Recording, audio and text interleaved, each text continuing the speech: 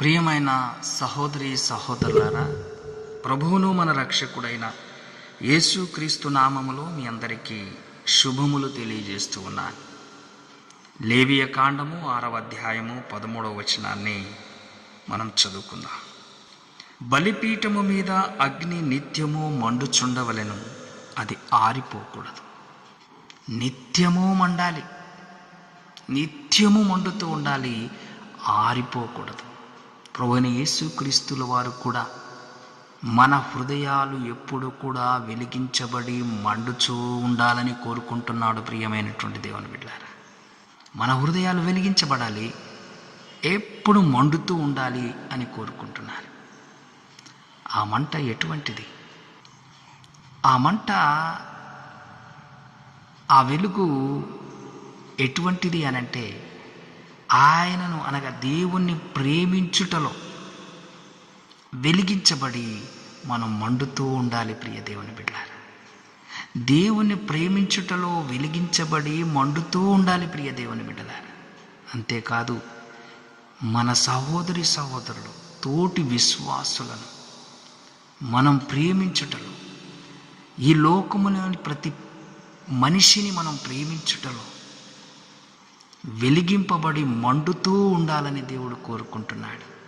అది నిత్యము మండుచు ఉండాలి, ఆరిపోకూడదు. ప్రియ దేవుని బిడ్డలారా, ఇటువంటి అద్భుతమైనటువంటి జీవితం మనకు ఉండాలని దేవుడు కోరుకుంటున్నాడు. ప్రియ దేవుని బిడ్డలారా, యేసుక్రీస్తును అనుసరించే వారిని, యేసుక్రీస్తు యొక్క శిష్యులను ప్రభు అయిన యేసుక్రీస్తు వారిలో ఏం కోరుకున్నాడు అనంటే, ఇలాంటి అద్భుతమైన ప్రేమ వెలిగింపబడి మండుచూ ఉండాలని ఆయన కోరుకున్నాడు. నీ పని నా పని ఏంటి అనంటే, మనం ప్రేమలో వెలిగించబడి మండుతూ ఉండాలట. దేవునికి స్తోత్రం, హల్లెలూయా. ఇంకొక విషయాన్ని మనం గమనిస్తాం బైబిల్లో. దేవుని ఆత్మ ముండ్ల పొద మీద మండుచున్నప్పుడు, చూడండి, దేవుని ఆత్మ ముండ్ల పొద మీద మండుతున్నప్పుడు నిజంగా ఏ క్రిమి అయినా కీటకమైనా ఆ పొదలో జీవించడానికి అవకాశం ఉంటుందా?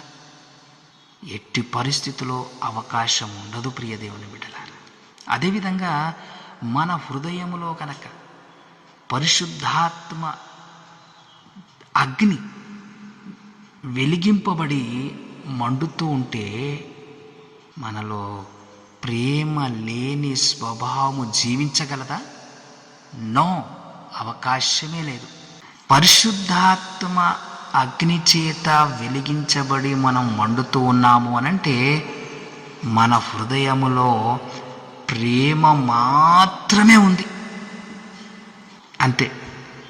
కనుక దేవుని పిల్లలారా, మనలోని ప్రేమ స్వభావం ఎలా ఉంది అని కనుక మనం ఆలోచించుకుంటే, దేవుని పిల్లలారా, ప్రేమ స్వభావంలో మనము చల్లగా ఉన్నామా, వెచ్చగా ఉన్నామా, లేక నులివెచ్చగా ఉన్నామా అని పరీక్షించుకోవాలి. ఒకవేళ మనం ప్రేమ స్వభావంలో వెచ్చగా ఉన్నాము అని అంటే, మన హృదయం ఎలా ఉంటుందో తెలుసా? మన హృదయంలో ప్రేమ ఎలా ఉంటుందో తెలుసా? మన హృదయంలో ప్రేమ ఇతరులను ప్రేమిస్తుంది, ప్రోత్సహిస్తుంది. అలా గనక మనం ఉంటే, మనం ప్రేమలో వెలిగింపబడి మండుతూ ఉన్నాం, మనం వెచ్చగా ఉన్నామని అర్థం చేసుకోవాలి.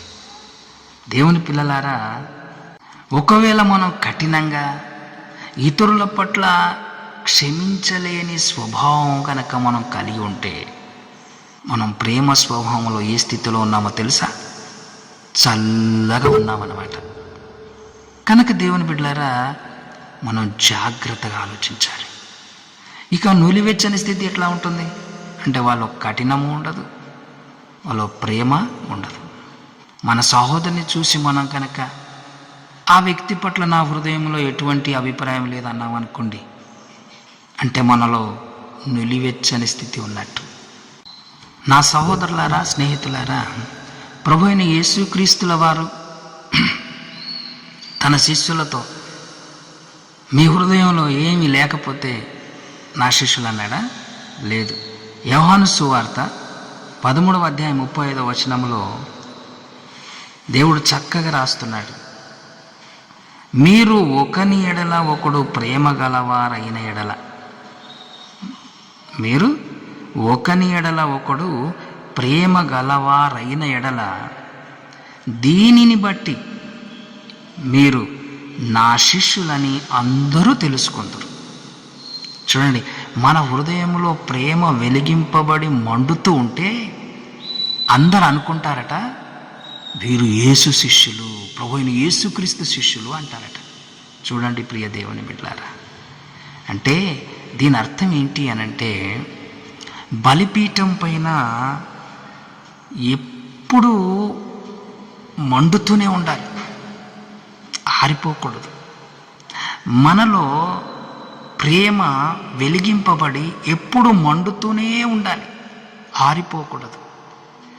దేవుణ్ణి ప్రేమించుటలో మనం ఆరిపోకూడదు.